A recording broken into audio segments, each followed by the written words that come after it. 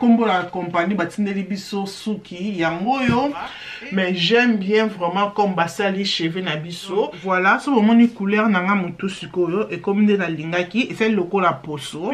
Tala pe suka na monde sali. Après ko tiango moi mousouane, te bi qui m'a péri qu'à 100 col vraiment il va na batu boité.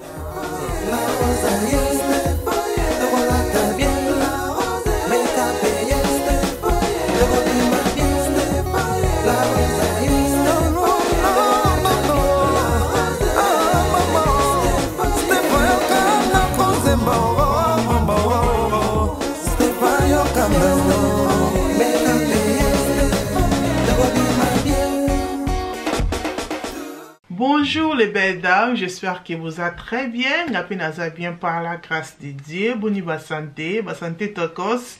Ngapi santé bien, zambazo batela, to sengi nzambe merci. Ah, comme on a dans la make-up comme ça.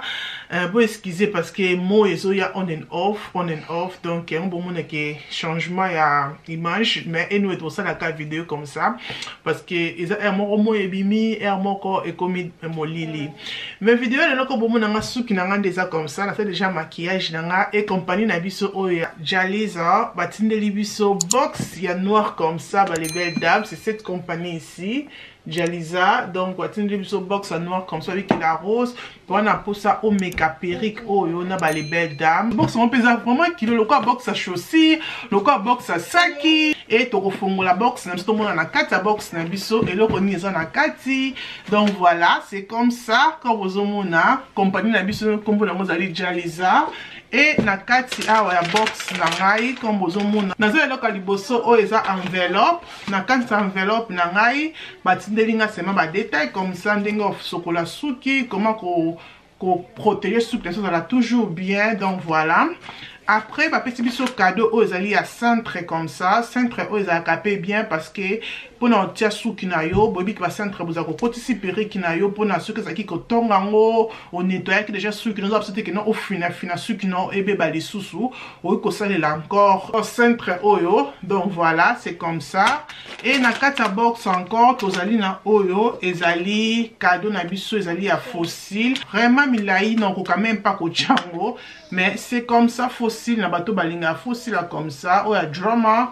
Donc voilà, après la carte les sous vous allez na ezali wig cap na so possible couleur à kitoko aussi couleur à marron. Donc voilà, c'est ça. Et na carte le kwa suka vous allez nango oyo ezali perruque na biso comme vous omona et vraiment très bien really like nde balati sengo loko ani ba check veste mibali na carte ya saki. Donc voilà, c'est comme ça. Et eza na étirette ici au fongoli yango, c'est comme ça. Souki na biso balobi que ça couleur noire et ça couleur MB. Moi aussi j'aime MB parce que bimisa vraiment va tout voir. J'aime bien couleur aussi. Ne peut être que na mo ba moi iboya couleur 1 ça la biso penza kitoko na mutu.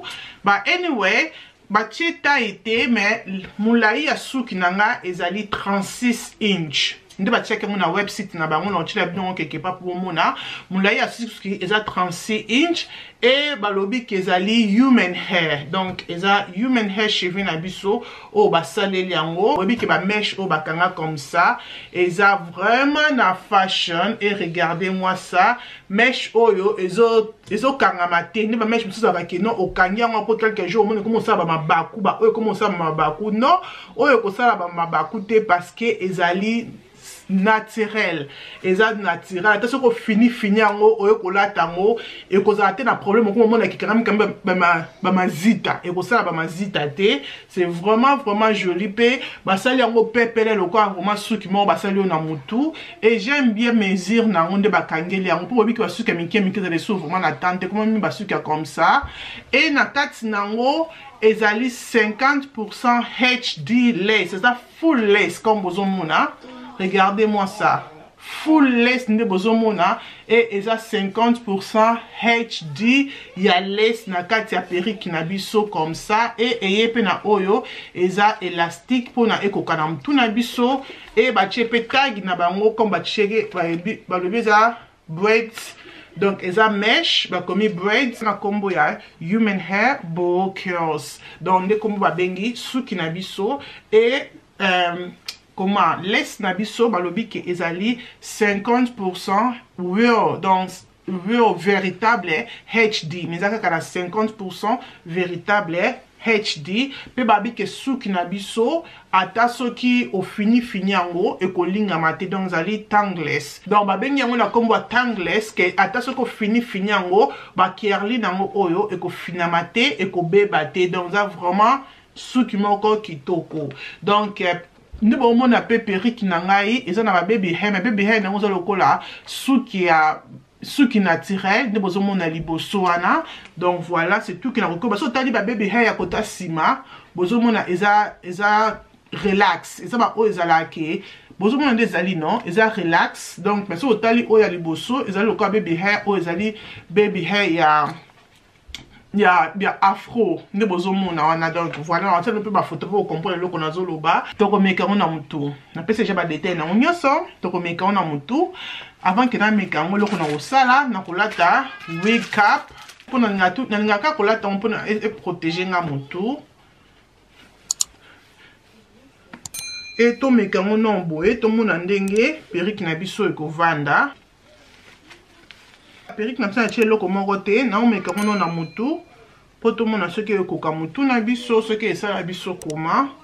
Oh my god, Evandi vraiment plein à mutu. Regardez-moi ça les belles dames, vraiment plein. Non, this will look nice. I really like it parce que ça vraiment, regardez, ils ont vraiment peppa là. Ils ont teko et vimba na mutu. Non, ils ont vraiment wow. Et nous les belles dames comme vous mona couleur à suki na mutu et ça est vraiment naturel te mutu mutu sa ko tika mo comme ça eza mabete mais nga na luka kina tiango po ça la couleur loko aposona ko bozo na posona ngeza na couleur ya gold mais oyo eza vraiment gold te et là on ça na luka la tiango ta moi poudre pour na échanger ngo couleur donc to longola na beti fo de te na seulement mokie et na ko pakolango nako pakolango awa comme ça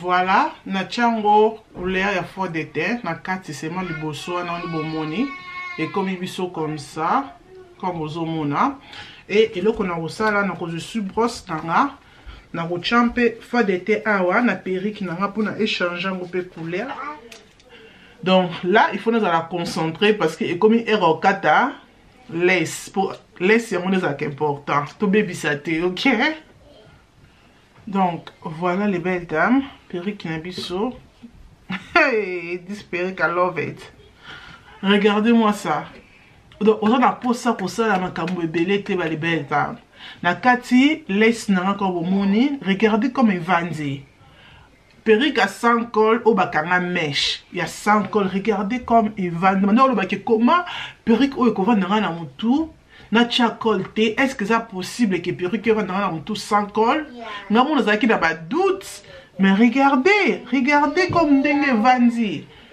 et là on a ça là na kata ba laisse oyo et na zongela bino ok à tout à l'heure ok les belles dames wana na silisi soki na nga na kati laisse na nga na sima. Bah, les belles dames, n'aime qui vous notez, perruque na biso auto là na mutu comme ça, ezali sans col. Eza sans col perruque, bah les belles dames, non on a dit que perruque bakanga mèche, il y a sans col, eza malali bon seulement que perruque bakanga mèche, il y a sans col. Pe evandinga plat na mutu, bah les belles dames, regardez-moi ça. Oh my god. Ngane la comme la kolinga ba perruque à sans col. Loko na za mama, ezala kato ngobongi si ba de komita na obi mama sembe semba mo choma kelele. Tala air. N'a pas ça que déjà 30-10 minutes, bah les belles dames. Avec perruque à 100 col. Tu vois, mon kamba, mon poum. Ma casse c'est comme maquillage et vendaka à kitoko. Perruque à 100 col, le côté même dans la voiture. Dès que tu marques à perruque, même dans la voiture, dans le côté perruque nanga. I love it. The thing I love about this perruque, c'est ma baby hair nango. De basali yango comme cheveux naturel. Regardez-moi ça, comme basali baby hair nango. Le quoi cheveux naturel. Ah ouais là que bah les belles dames na check call débota la ndenge perruque na biso Evandi liboso na pembe na caméra na colté, oh, na colté. Regardez même ici, regardez même la songe ici. Pas col. Na colté. Oh my goodness, this perruque is so nice. Perruque qui n'a pas de bed et with la compagnie à Jaliza comme dans lobby et perruque au babimisi yango glueless donc sans col. Moulai nango ezali moulai à 36 inch. Donc ça vraiment moulai ce qu'on a mon c'est perruque au koleka au face ngande na za perruque au et tout y face nanga parce que eza vraiment moulai. Nous on a deux modèles à Suki. Ah, on ba kangi comme vous mona oya kerli oyo eza human hair déjà vraiment 100% human hair et au bozo mona oyo eza synthétique mais synthétique moko ya qualité ya kitoko donc comme vous mona bo oyo ata soko fini et carrément mazita te ata soko na fini et carrément mazita oh my goodness I love it. Na rocha o eza mousse, non c'est la mousse nanga comme ça pour na kerli nanga vraiment et comme encore Ngebu, si je peux dire ça. Donc, on coach seulement comme ça. Et belleté parce que Kerli, vous avez déjà bien là. Vous avez pensé que non, Kerli, quand même, ma zita. Oh, non. Comme vous avez dit, vous avez dit, ma zita. Oh my goodness, I really love it. Bon, on a Instagram, on a la rose show. On a une photo outside. Donc, ça, on a une vidéo outside. On a Instagram, la rose. Mais si on a parlé que la rose a tenu un maquillage, a maté un talent. Na pesa ngo sugu. I love it. I love couleur noire is the best. Regardez-moi ça après que tu as mousse ndenge komi biso. Bon monde sali mon foubé. Et ça oh, I love it. Donc cheveux na biso les belles dames koko la tango même na mon panzi comme bomoni. Donc voilà. Merci beaucoup de vous accueillir bandeliti na suka ko bossa na te ko aimer ko zala abonner ko partager vidéo et ko sala nga bien makasi. Nzambe azala na biso, nzambe abomba biso tukutani mukolo mususu. Tinate et community na bye.